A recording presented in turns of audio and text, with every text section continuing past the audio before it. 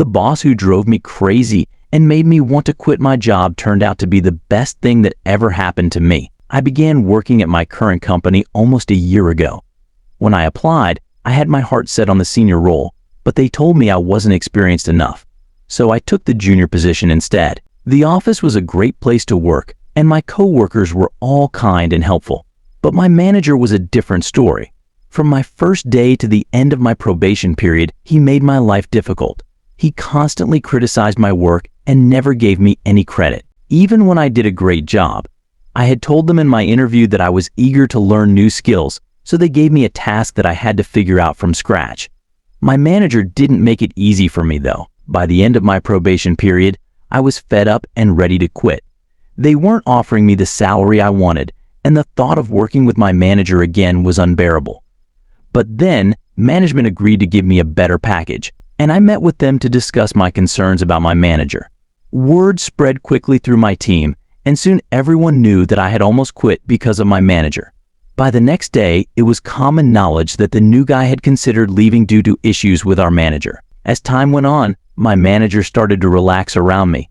He began making jokes and didn't always breathe down my neck if a task wasn't super urgent, but I still held a grudge against him. This was a tough time in my personal life, and I didn't need someone pushing me around and making things harder, even if it was just figuratively. At the beginning of this year, many of the team members who were hired before me left, and we got a lot of new people. By then, my manager and I had developed a good working relationship. I started to like him and appreciate the effort he put into changing his management style. He began to recognize and appreciate everyone's hard work, and his true personality started to shine through in the office, unlike with me. He wasn't too tough on the new employees. So how did my manager become the best thing that ever happened to me? He went above and beyond to help me with my annual salary increase. He had several meetings with me, wanting the best for me and helping me see my value. He advocated for me when management was unwilling to negotiate my raise. Even when I lost hope and was ready to quit because I felt undervalued, my manager kept fighting for me and managed to secure a deal. Was this really the same manager who just a year ago told me I wasn't meeting expectations right before my probation ended? Now, he's willing to go to bat for me if I need a long leave, come in late, or take a short sick leave with minimal notice.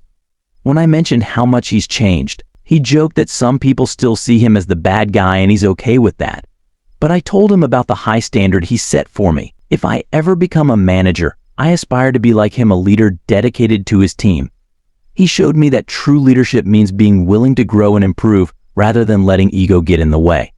Most importantly, he taught me the value of good leadership. Sorry if my story was too long. Thanks for reading. Story 2. My stepkids tried to put me down, but their plan didn't work. Instead, it ended up making them look bad. I have 3 stepkids, and the oldest, who was 24 at the time, was having their first baby. That was 2.5 years ago. I generally get along with all of them, but for some reason, the oldest one sometimes tries to take a jab at me. Over time, it's turned into a light-hearted, joking relationship, but it didn't start out that way. I had to develop a thick skin, pretend I didn't get the insult, or fire back with a joke of my own. I also made sure to build a good relationship with his girlfriend. When they were discussing what the baby would call everyone, my stepkid made a joke that backfired. He said, "We should call Op Bananas, because that chick is crazy, but here's the thing, I actually love the idea." When I was a kid, I had a pet cat named Bananas, and we affectionately called him Naners. So I embraced the nickname and became the first grandparent figure to have a special name. Since then, I've met many new people who know me by my nickname. Naners. My younger stepkids have started calling me that too. Even their friends use the name.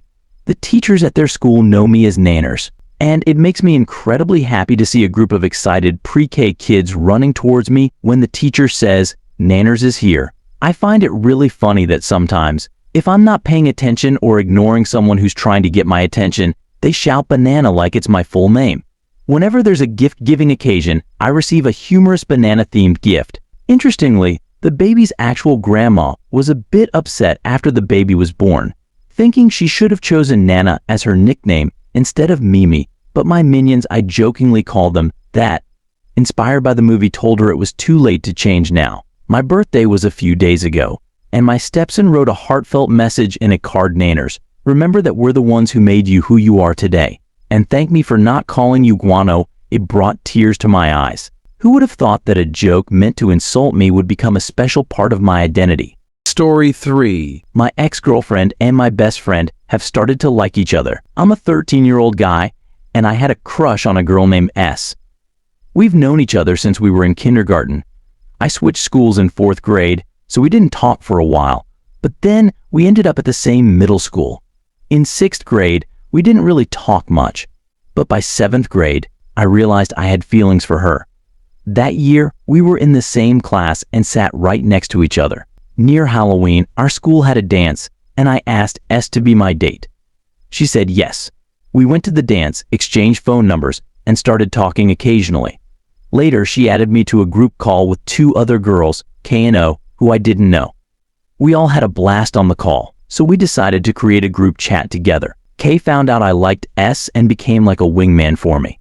Eventually, I worked up the courage to ask S to be my girlfriend, and she said yes. A little while after we started dating, K broke up with her boyfriend because he stopped responding to her messages. She was really upset, and S and I felt bad for her. We couldn't stand the guy for what he did to her. A month or 2 later, we all hung out together. I tried to join in, but I ended up acting weird and creepy. I felt terrible about it the next day and regretted my actions. I apologized and we made up, but I didn't tell her that she was being ignored. Not long after that, she stopped answering my texts, and I knew she was ghosting me. I started feeling down and depressed. About a month ago, I texted S and told her that I knew she was ignoring me. Soon after, she told me that she wanted to break up with me. She said she didn't think she was ready for a boyfriend. We stopped talking for a while, but I still kept in touch with K and O. Recently, S and I have started talking again because we want to remain friends. We were all on a group call with K and O, and I started to feel ignored again. I stayed quiet to see how long it would take for someone to notice and talk to me. I overheard S and K talking about going to K's house. Later, I was left alone with O on the call. Yesterday, I was talking to O on the phone, and she told me that something dramatic happened at the sleepover S and K had. She said S had developed feelings for K and wanted to kiss her. K also had feelings for S, but she didn't want to risk losing their friendship. Then O realized she wasn't supposed to share this secret and got upset with me, telling me not to say anything. I promised her I wouldn't. I'm tempted to be angry with K and S about this, but I value my friendship with K and don't want to lose it. I'm hurt that K would consider dating S so soon after our breakup. It's only been a few weeks. The thought of them together makes me angry. I want to confront K about pursuing my ex, but I know I don't have the right to control who she dates. I want to be supportive of K, but this situation is tough for me. What should I do?